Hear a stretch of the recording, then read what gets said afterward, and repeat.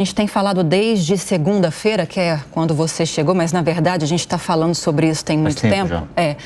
Sobre pequenas crises que vêm se instalando entre os poderes e a bola da vez está sendo agora o Congresso Nacional com o STF, principalmente em relação ao marco temporal e muitas outras pautas. Você que acompanha a política há muito tempo, não é de agora só, isso sempre acontece, né? Sempre aconteceu. O diferente foi há 2 meses, 1 mês e meio, o presidente do Congresso, Rodrigo Pacheco, ter manifestado esse desagrado boa parte do Senado, né? Especialmente quando o Supremo começou a discutir a descriminalização do porte de maconha para suposto uso pessoal, né? O presidente do Congresso disse, olha, isso é coisa do Congresso. Sim. E não legislar também é uma opção, né? O Congresso não chegou a um acordo e não fazer nada também é fazer alguma coisa. Tem discussão sobre aborto, tem marco temporal, tem drogas e o Congresso está bem incomodado com o que ele considera um avanço indevido, né, do Supremo. Exatamente. Né? E você citou alguns pontos importantes e agora eu cito mais uma briga que está acontecendo, porque a bancada ruralista e a oposição, principalmente na Câmara dos Deputados, agora se alinham a um movimento que foi iniciado no Senado, conforme o Colombo acabou de enfatizar algumas pautas aqui para a gente, para confrontar decisões recentes do Supremo Tribunal Federal que não tenham sido adotadas e definidas de forma unânime. Essa discussão acontece por meio de uma PEC. A Janaína Camelo traz mais detalhes. A bancada ruralista se reuniu um dia antes dos senadores analisarem a PEC que define o marco temporal. A proposta está na pauta da Comissão de Constituição e Justiça nesta quarta-feira e os parlamentares a favor do texto querem garantir o apoio necessário para a aprovação.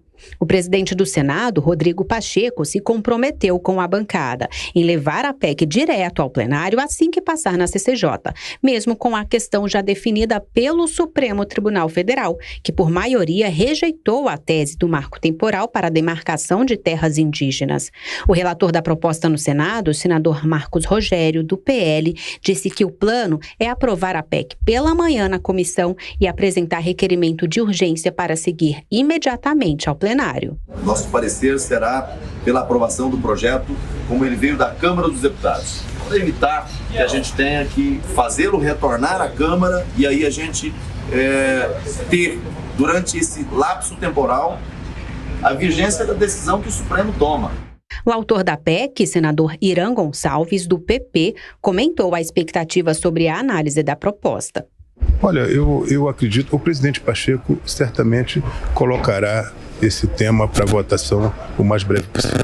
Ele sabe que a sociedade, o Brasil, esperam que nós possamos resgatar para nós essa prerrogativa de legislar.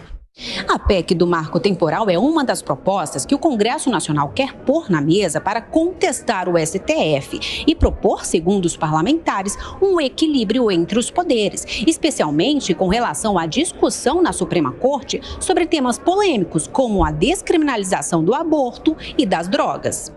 O movimento é encabeçado pela bancada ruralista. O presidente da Frente Parlamentar da Agropecuária, deputado Pedro Lupion, do PP, procura apoio também de outras frentes parlamentares. E já deveríamos ter feito isso há bastante tempo, acendeu o alerta em relação à usurpação de competências.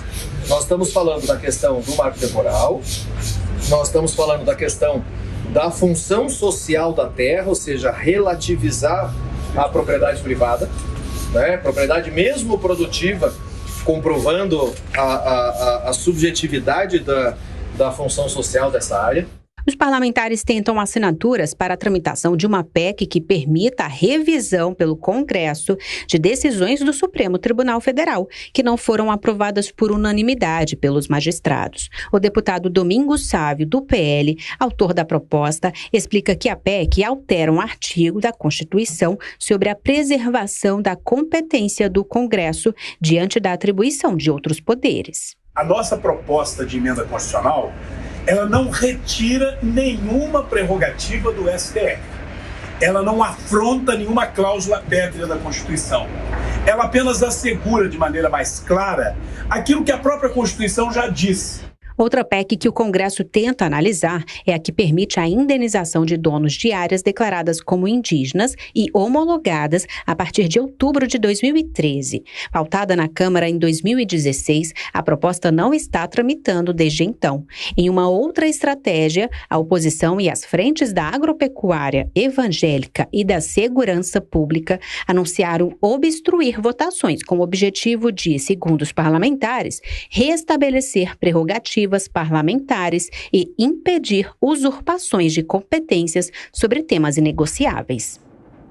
Esse detalhe citado aí na reportagem é bem interessante. As principais bancadas que representam segmentos importantes da sociedade, como ruralistas, bancada religiosa, bancada de segurança pública, resolveram travar o jogo.